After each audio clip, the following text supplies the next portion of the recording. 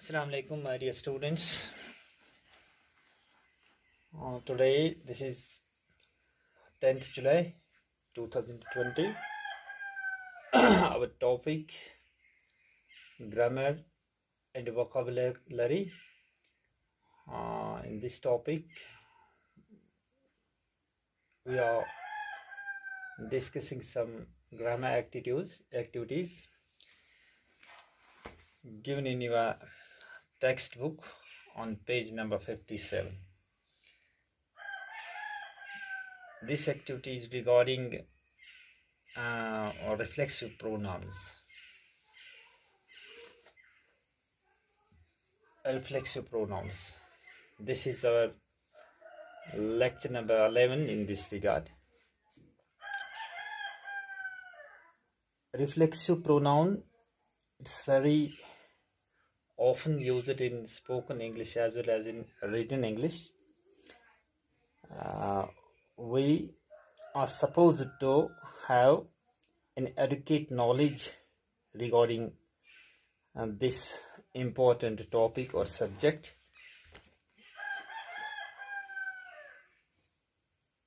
A pronoun which reflects the action towards the subject is called a reflexive pronoun. I would like to write it on board for your benefit so that you may record it in your diaries or notebooks. A pronoun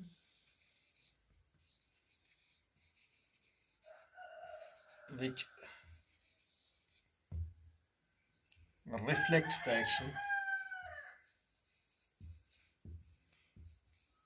action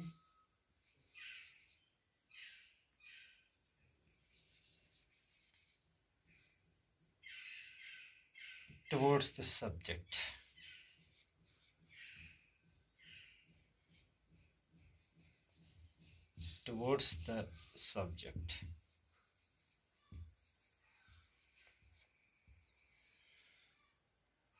Is called a reflexive pronoun.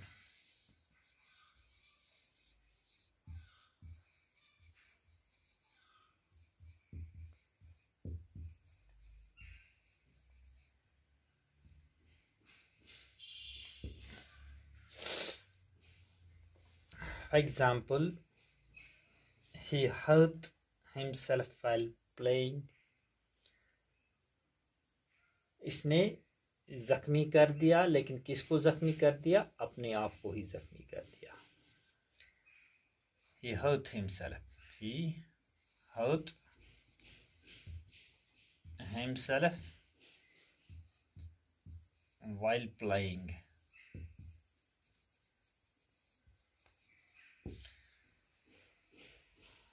Hurt means तकलीफ पहुंचाना, जख्मी करना, लेकिन किसको पहुंचाया?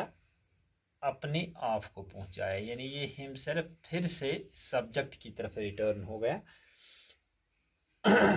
काम हो गया, किस पर हो गया? सब्जेक्ट पर ही हो गया.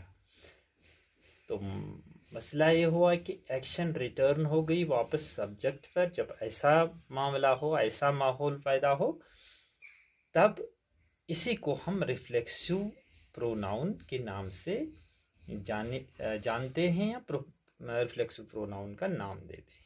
एक दूसरी एग्जांपल लेते हैं. I shall do it myself.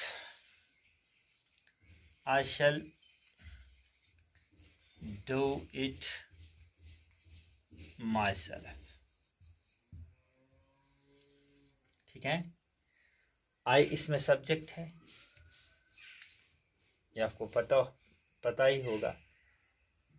तो आई एक काम अंजाम देना चाहता है, लेकिन किसके जरिए देना चाहता है? अपने आप के जरिए. खुद ही काम को अंजाम देना चाहता है. इसका मतलब ये हुआ कि एक्शन फिर वापस रिटर्न हो गई सब्जेक्ट पर ही. मतलब ये हुआ कि हम इसी को जब ऐसा मामला हो, ऐसे सर्कमस्टेंसेस हो, तो इसी का नाम हम देते हैं रिफ्लेक्सिव प्रोनाउन। एक तीसरी मिसाल लेते हैं, she solved her problem herself. She solved her problem herself. ठीक है, प्रॉब्लम तो खड़ी हो चुकी है, मसला तो खड़ा हो चुका है, अब इसको सॉल्व किया जा रहा है, इसका हल ढूंढा गया है।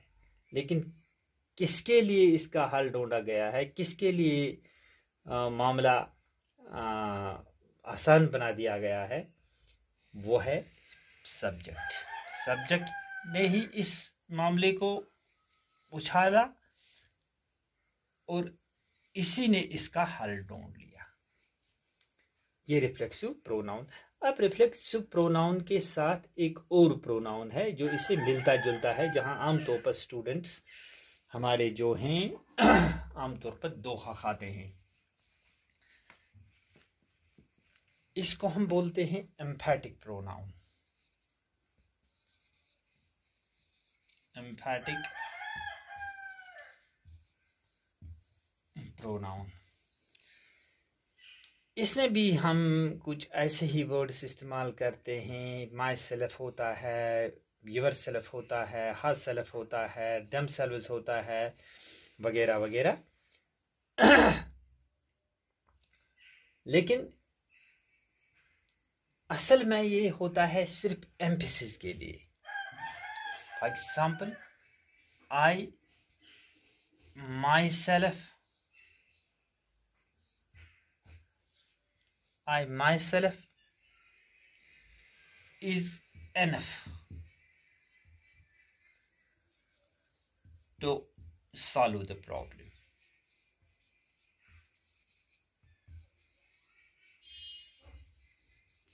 Right? I myself is enough to solve the problem. मैं खुद ही काफी हूं ये मसला ठीक करने के लिए, इसको सॉल्व करने के लिए। मैं खुद, एम्फेसिस है इस पर। For example, you yourself will return the money. आपको, यू योरसेल्फ, आपको खुद ही पैसे वापस रिटर्न करने पड़ेंगे। इसी तरह से जब एम्फेसिस पैदा होगा तो अपने आप पर ही जोर दिया जाता है या सब्जेक्ट पर वापस जोर लगाया जाता है। तो इस नाउन को हम कहते हैं एम्फेसिस, एम्फैटिक प्रोनाउन।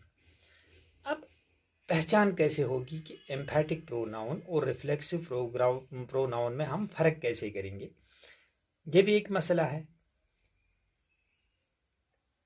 आप इस मिसाल को देख लीजिए। She did it herself without any guidance. She did it herself without any guidance. ठीक है,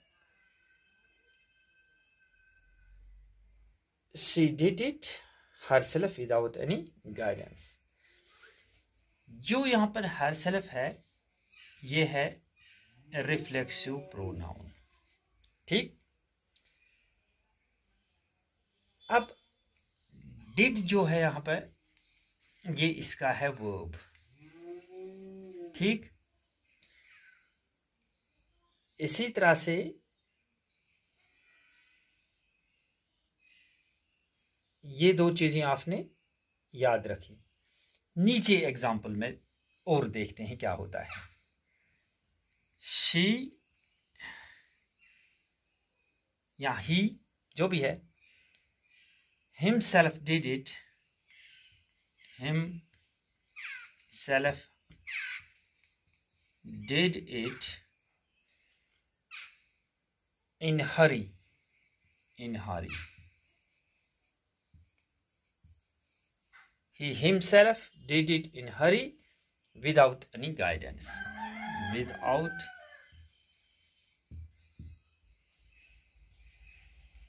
any guidance.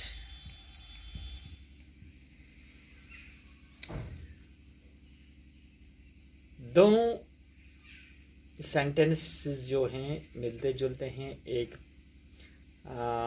स्टेटमेंट है पॉजिटिव में है, दूसरा नेगेटिव में है, नॉट इस्तेमाल किया गया है। दोनों पॉजिटिव में है। अब यहाँ पर भी हमने वर्ब डिड इस्तेमाल कर दिया, ठीक है।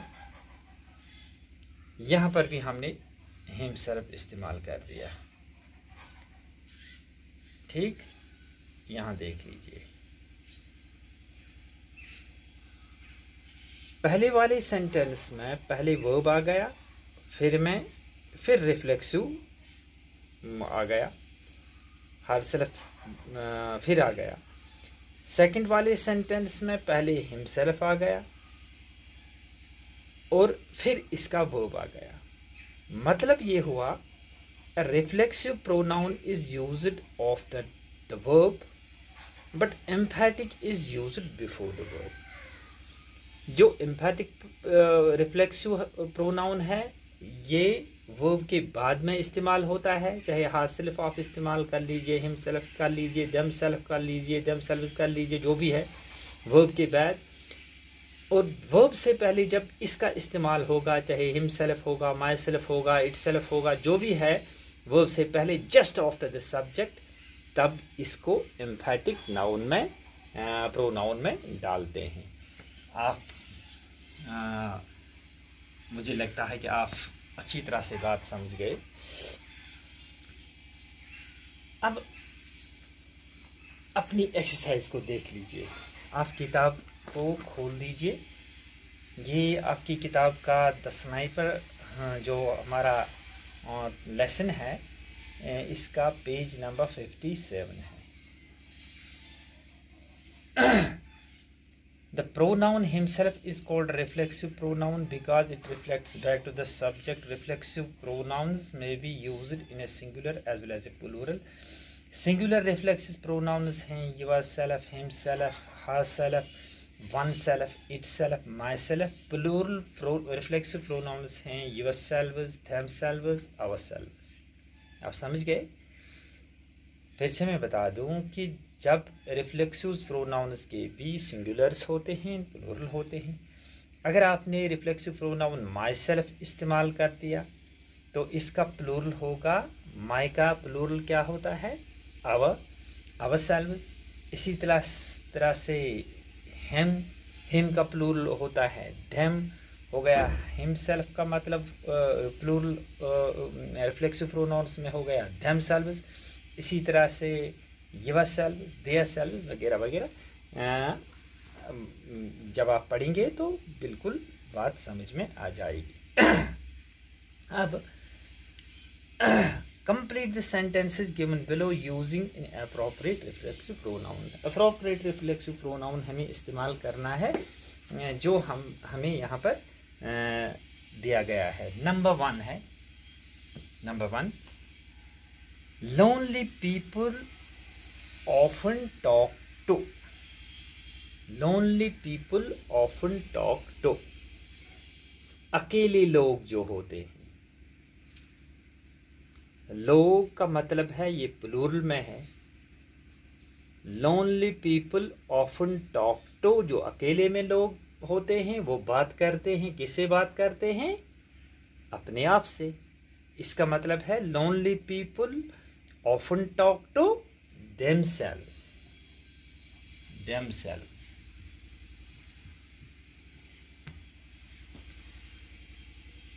इसी तरह से I bought a gift for dash dash. I bought a gift for myself.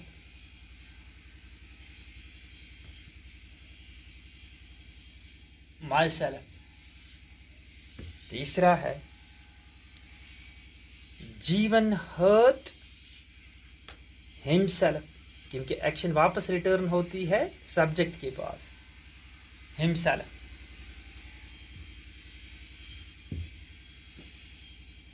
इसी तरह से Zainab and I went to the canteen during break to buy dash something to eat. To buy ourselves something to eat. Ourselves. Selves something to eat. And number 5th है, I was horrified to see dash in the mirror.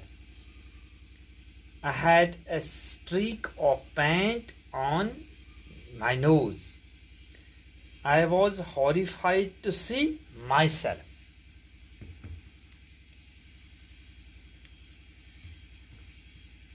सवाल पैदा होता है कि जब कोई बच्चा ये भी कहेगा कि sir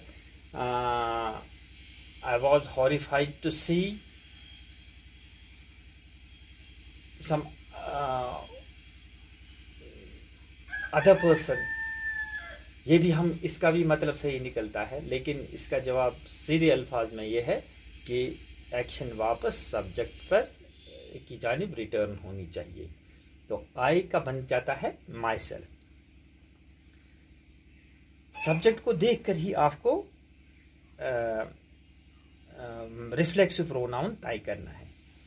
you will have to help Rashid fill up the form. Faraz can do it himself. Faraz can do it. Faraz can do it himself. Himself.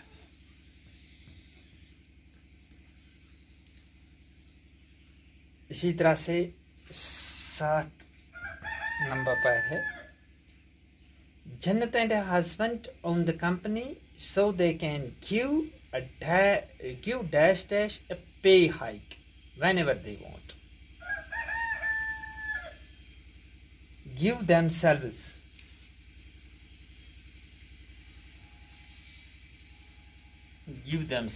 a pay hike whenever they want. इसी तरह से 8वां है, can I ask you a question, Sami? Did you join some classes to learn English or did you teach? Did you teach yourself?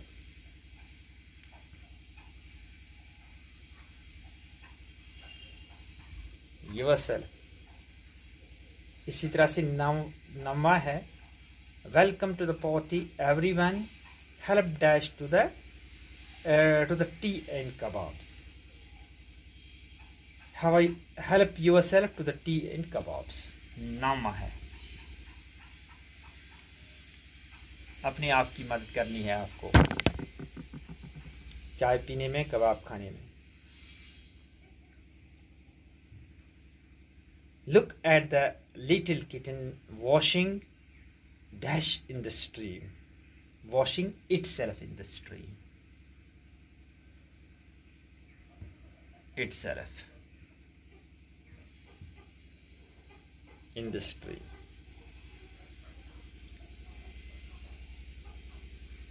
ये हमारा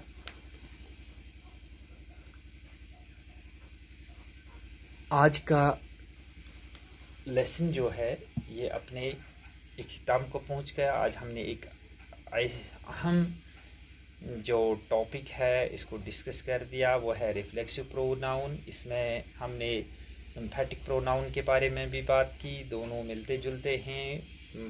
बात ये है कि दोनों में सेल्फ का इस्तेमाल होता है या सेल्फ्स का इस्तेमाल होता है, himself, herself, myself, itself वगैरह वगैरह। अगर प्लूरल में बात करेंगे तो themselves, their selves, ourselves, yourselves वगैरह वगैरह, ये प्लूरल में बात होती है। लेकिन एम्फेटिक प्रोनाउन और रिफ्लेक्सिव प्रोनाउन में सिर्फ एक फ़र्क होता है कि रिफ्लेक्सिव प्रोनाउन में itself, myself, ourself इस्तेमाल करते हैं वर्ब के बाद, यानी एक्शन जाती है वापस, रिटर्न होती है सब्जेक्ट की तरफ। और एम्फेटिक में एम्फेसिस के लिए जस्ट आफ्टर द सब्जेक्ट हम itself, myself, yourself जो भी है हम इसको यूज़ करते हैं। Thank you very much. This is enough for today. Have a good day. Thank you.